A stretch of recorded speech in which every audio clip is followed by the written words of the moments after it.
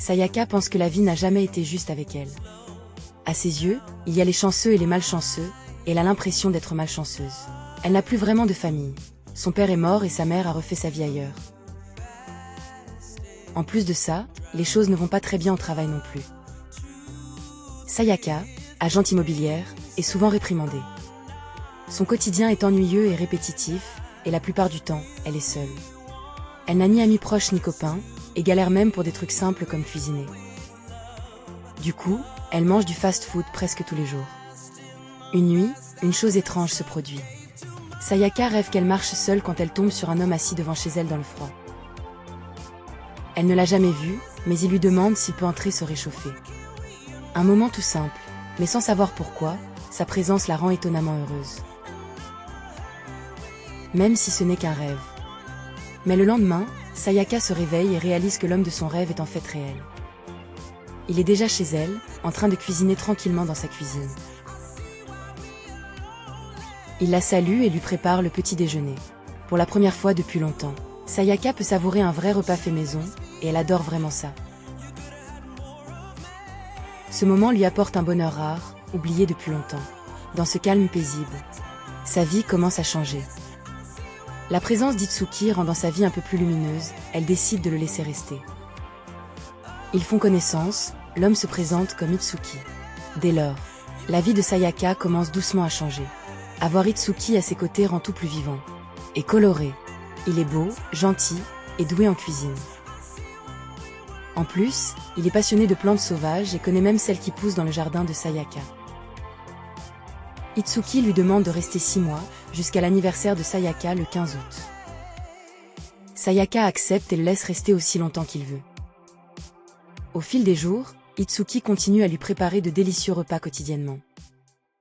Et lui prépare son déjeuner avant qu'elle parte bosser. Grâce à lui, Sayaka devient plus positive et attend de nouveau ses journées avec impatience. Même s'ils ne sont que colocataires, leur lien devient vraiment fort. Itsuki bosse à mi-temps dans une supérette, en service de nuit. Juste pour être là le matin et tout préparer avant que Sayaka parte. Un jour, Sayaka a des ennuis au travail et se fait gronder par son patron.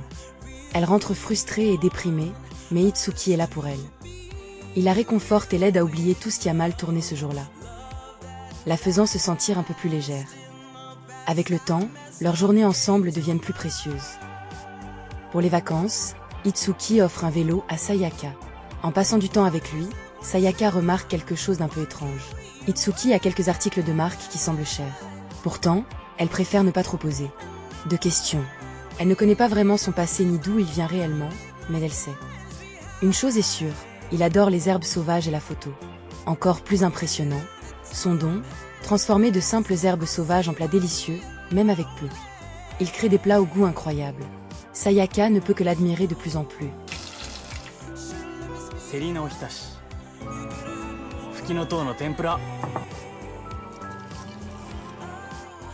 Être près de lui suffit à la rendre heureuse. En même temps, il y a un autre gars, Takazawa. Un collègue de Sayaka qui a des sentiments pour elle. Mais Sayaka n'est pas intéressée. Toutes ses pensées vont vers Itsuki. Et rien que de penser à lui suffit à lui remonter le moral. Au fil des jours, leur relation se rapproche naturellement. Ils sont souvent ensemble, surtout en congé. La plupart du temps, ils font du vélo, cherchent des herbes sauvages et prennent des photos. Même si c'est tout simple, Sayaka est vraiment heureuse tant qu'elle est avec Itsuki. Un jour, ils se promènent dans une jolie prairie. Itsuki tresse une couronne de fleurs, la pose sur la tête de Sayaka et la prend en photo.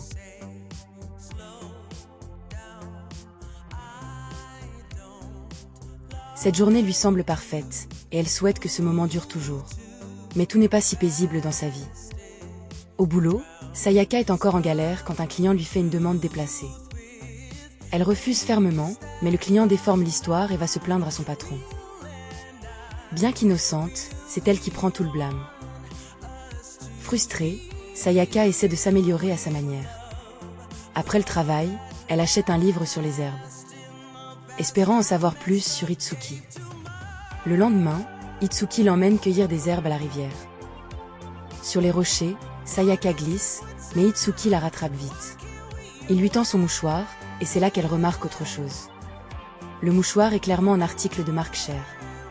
Là, elle ose demander. Itsuki dit l'avoir eu d'un collègue, mais Sayaka n'est pas vraiment convaincue. Curieuse, elle le suit au travail. Arrivée là-bas, elle voit Itsuki très proche d'une femme à la supérette. Quand Itsuki la voit, Sayaka file. Itsuki la suit pour arranger ça, mais Sayaka ne peut cacher ses sentiments. Au fond, elle est jalouse de le voir avec une autre. Puis tout change. Sayaka se met à passer plus de temps avec ses collègues et rentre même parfois avec Takazawa. Même si elle sait qu'Itsuki l'attend. De retour chez elle, la situation finit par exploser et se transforme en dispute. Elle laisse échapper ses vrais sentiments sans le vouloir. Elle avoue qu'elle l'aime. Étonnamment, Itsuki ressent la même chose. Sur ce, tous les deux décident de sortir ensemble. Leurs journées deviennent plus heureuses. En couple, ils continuent à passer du temps ensemble, à refaire les petites choses simples qui les ont rapprochés au début. Un jour, Sayaka invite Itsuki à une exposition florale d'un célèbre artiste d'ikebana nommé Ryume Tomei. Elle pense que ça lui plaira car ça touche aux plantes, mais Itsuki refuse poliment, il ne s'intéresse qu'aux herbes sauvages.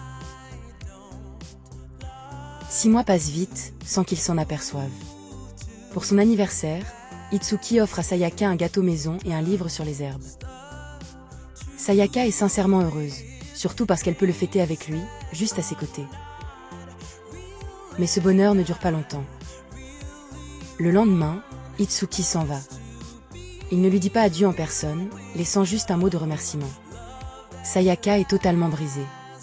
Perdue, elle ignore où le retrouver. Elle va à son travail, cherchant un indice, mais rien.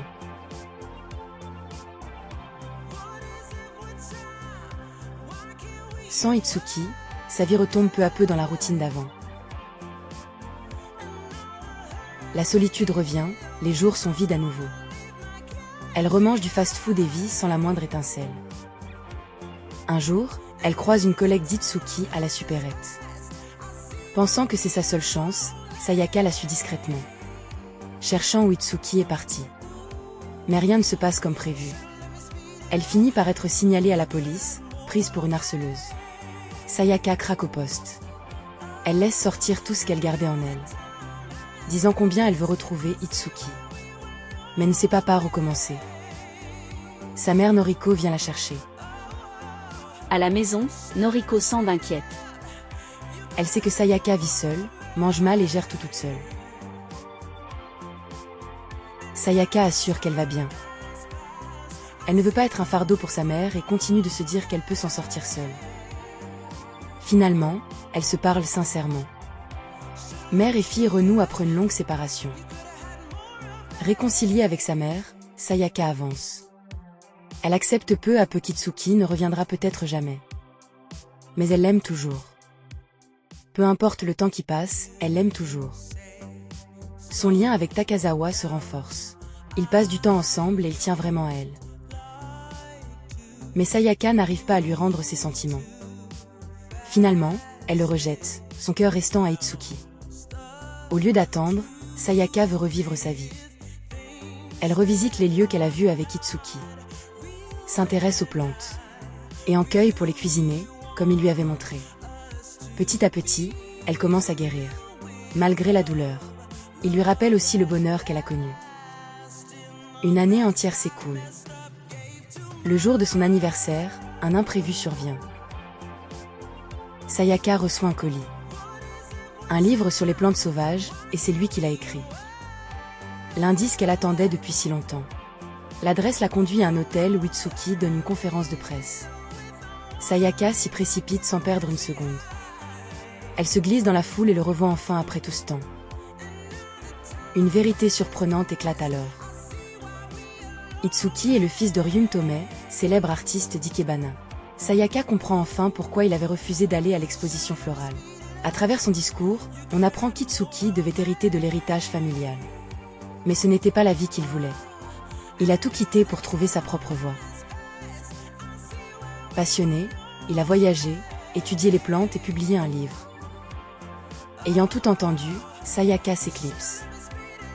Elle voit qu'ils viennent de mondes complètement différents. Du coup, Elle se dit que ce ne serait pas juste de continuer à espérer qu'il revienne vers elle. Mais elle ne l'oubliera jamais. Son amour des plantes sauvages, les repas qu'il préparait, tous ces moments de bonheur partagés resteront en elle à jamais. Mais quand elle rentre chez elle, l'incroyable se produit. Itsuki l'attend devant chez lui, comme à leur première rencontre. Là, il lui dit tout. Il est parti pour trouver sa propre voie. Vivre avec Sayaka le comblait, comme sa moitié retrouvée. Mais il devait encore découvrir le reste par lui-même. Maintenant que c'est fait, il revient. Il revient vers celle qui a donné un sens à sa vie. C'est Sayaka. Finalement, Itsuki la demande en mariage. Après ça, Sayaka continue son travail habituel. Itsuki, lui, vit sa passion pour la photo et les herbes sauvages. Ensemble, ils se complètent et trouvent enfin le bonheur qu'ils cherchaient tous les deux.